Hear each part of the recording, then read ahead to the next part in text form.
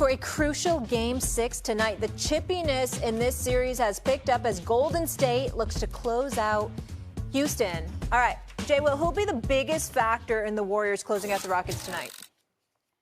I think it has to be Jimmy Butler, y'all. I mean, this is why you got Jimmy Butler in this moment. This is why Mike Dunleavy made that move to bring him on board. And in a time where that right thumb for Steph Curry is a real thing, and I've often joked around with people that I think Ime Udoka is the coaching version of Draymond Green as a basketball player, right? And I don't think that's dirty. I think that's basketball strategy on shots that you can hit people after the shot, or when Steph gets low with the ball, raking down on the ball. I wouldn't be surprised if multiple players take hard fouls in the first quarter to kind of set a tone for the physicality of the way the game is going to be called, which is also another very important factor. But the reason why I say Jimmy Butler is, look, Steph has moments, but I called him the greatest technician teammate in basketball because he's willing to live in the trenches. He is the Batman of this team if Steph is the Superman. And the ability to win that war in the trenches against these dogs of Houston will ultimately determine if the Warriors can win this Game 6 tonight. And my thing is Jimmy Butler has to be next level. He's picked his spots here and there, but if he can tactically pick the moments to be great, the Warriors will have a high probability of winning the game. But they better win it tonight, Stephen A. They better win it tonight. It goes back to Houston. That ain't going to be good. I agree with you there. I definitely think they need to win tonight, and I think they will win tonight. And I'm going to tell you why, Jay. Jalen Green. I agree with your answer to this question about it being Jimmy Butler, but I'm going to speak about Jalen Green. This kid is young, got athleticism off the charts, had a big game in Game 2.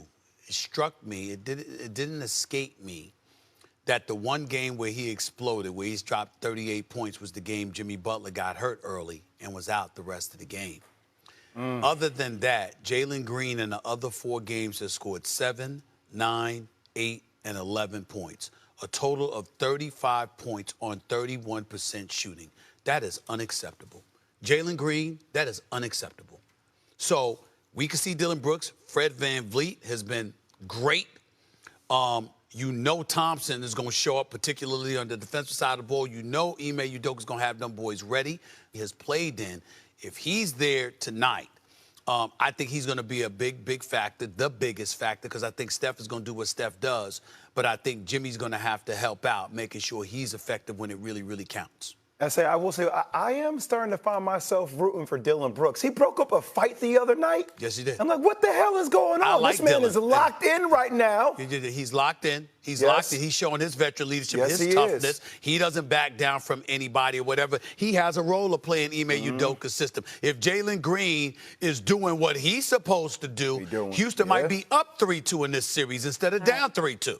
Game 6, 9 Eastern on strategy decision by Kerr and the Warriors. Yeah, it can work, and it can go in the opposite direction. And I think you said it kindly, quasi-punting. He pulled his starters with 6 minutes to go in the third quarter. So, I mean, that is punting, and that is, calling for a fair catch. So Tim Legler, you've been around all these series and all the rest of that. What is your sense on where we are going into Game 6 tonight with the Warriors? I feel like if they don't get this one at home, then the series goes completely in the other direction. What's your sense of it tonight going into Game 6? Yeah, I agree. Look, I do think that, when you look at all these first-round matchups and matchups in general in the postseason, I think Golden State would be a team that you would say is capable of winning in Game 7 on the road. You're not going to dismiss a team with Steph Curry on it, Jimmy Butler. Having said that, yeah, this is their opportunity. What happened the other night set this up. And the key for me is going to be what the Warriors do to create more opportunities in space for Steph Curry, because Houston, for the most part, this entire season has done a great job on him. You remember that game late in the year? They held him to 3 points on 1 of 10 shooting. They did it to him again the other night. Now, that game got out of hand, so we're not exactly sure, what Steph Curry would have had in store in the second half of that game. But he's dealing with the thumb. He's also dealing with a team as committed as any I have ever seen against Steph Curry, playing on the top side and negotiating and communicating these switches perfectly so that he ends up with an elite, physical, long defender on him that's denying him his running routes, denying him his catches. I want to see what Golden State does to take some of the pressure off of him and create some space. Windy, let me just get a quick injury update. Like, Windy, we've all seen the thumb. It looks terrible. I mean, there's really no other way. I mean, Steph Curry's thumb looks really bad. This picture went super viral the other day. Do we have a sense, and Steve Kerr talked about the rules and everything that will change, do we have a sense of just how badly hurt his thumb is? Well, I can tell you he's been dealing with it for weeks. He's had it wrapped for many games, and it doesn't seem to be affecting his production. He's still shooting the ball great. I honestly think the Warriors are still more worried about Jimmy Butler's glute injury having bigger effect on the game. But as if Dillon Brooks and the Rockets weren't trying to hit Steph Curry on the hand every chance they got anyway, certainly seeing that photo, you're only going to see it probably happen more in this game tonight. You know, Ime Udoka, the head coach for the Houston Rockets, feels to me like the Draymond Green version of a coach, right? With strategies that he implores, right? Yeah. And these are strategies. These are not dirty plays. We've heard this saying all the time in basketball that your hand is part of the ball.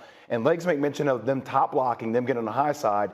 Look for active hands tonight. Steph plays and dances with the ball. His hand is very vulnerable. Now, Jimmy Butler's another guy that can go off. But if you can take Steph out of the equation, it increases your probability of winning this game massively. Is that dirty play or is that strategic That's play? strategy. Yeah. That's strategy. Because, you know, like, And by the way, it's an obvious injury, but its strategy tells me I got to use it against you. You're too great a shooter for me to just lay off. It's the playoffs. So hitting his hand feels like, oh, that's dirty what they're doing.